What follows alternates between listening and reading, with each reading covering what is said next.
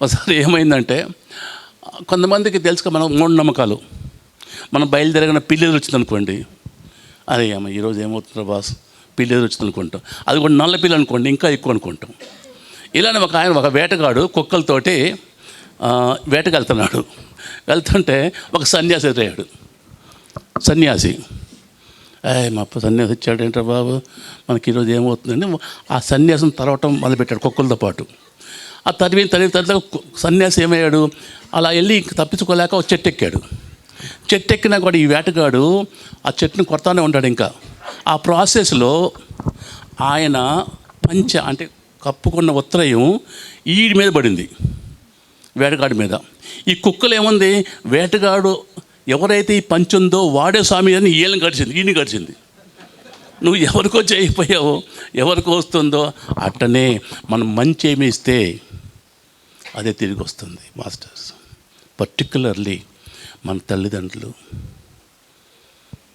ఒకసారి అమెరికాలో ఒక సండే రోజు మదరు సాయంత్రం పూట కొంచెం పడుకొని లేస్తే స్లిప్ ఉంది టేబుల్ మీద. మదర్, నాకు ఈరోజు నువ్వు $100 బాకీ ఉండవు.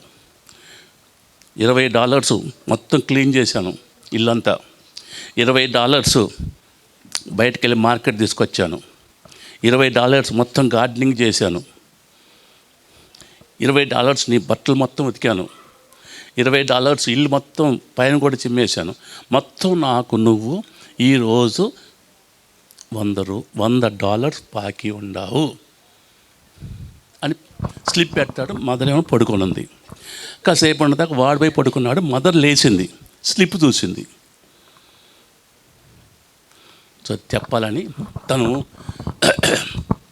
టేబుల్ మీద కూర్చొని, మై డియర్ సన్, ప్రియమైన పుత్రుడా, నువ్వు నాకు ఏమీ బాకీ లేదు. నువ్వు 9 months నేను మోసినందుకు కూడా నాకేం బాకీ లేదు. నీకు పుస్తకాలు చదివించినందుకు కూడా ఏమీ బాకీ లేదు. నీకు స్నానం చేసి అన్ని చేసినా కూడా నాకేం బాకీ లేదు. మీ బట్టలు ఉతికినా కూడా నాకేం బాకీ లేదు. నువ్వు భోజనం పెట్టినా కూడా నాకేం బాకీ లేదు. నేను ఏం చేసినా నాకు బాకీ లేదు, ఎందుకంటే నేను నిన్ను ప్రేమిస్తున్నాను అంట.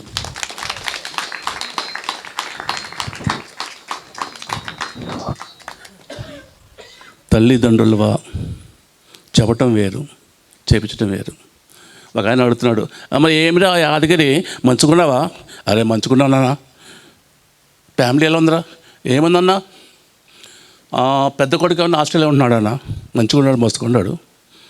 మరి మీ అమ్మాయి ఎక్కడ ఉందిరా? మా అమ్మాయి యూకేలో ఉందన్నా. మరి చిన్న అమ్మాయి ఎక్కడ ఉందిరా? అమెరికాలో ఉంది సార్, బాగా సంపాదిస్తున్నారు. మరి నువ్వు ఎక్కడుండవురా? వృద్ధులాశ్రమంలో ఉన్నాను. పల్టేంటి?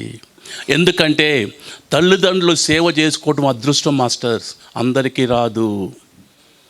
తల్లిదండ్రులకు ఎంత మనం సేవ చేస్తే దేవుడు మనల్ని అంత చూస్తాడు. ఎందుకంటే వాళ్ళు నడయారే దేవుళ్ళు, అవునా కాదా? వాళ్ళు మనం ఎంతో చూస్తే, ఎందుకంటే ఒక తల్లిదండ్రులే మనకి స్వార్థము లేని బ్లెస్సింగ్స్ ఇస్తారు, దీవెనలు. స్వార్థం లేని దీవెనలు ఇస్తారు వాళ్ళే. అక్కజనులు అన్నములు పక్కన పెట్టండి, తల్లిదండ్రులు ఒక్కళ్ళే. అది చేయాలి మనం. అలానే ఈ ప్రకృతి కూడా ఈ ప్రకృతి తల్లి కూడా మనం చేయాలి. ఎందుకంటే మన తల్లిని కూడా ఈ ప్రకృతి తల్లి మనకి ఇచ్చింది. అందుకని కృతజ్ఞత భావం ఎవరికైతే లేదో వాడు పైకి రాలేడు.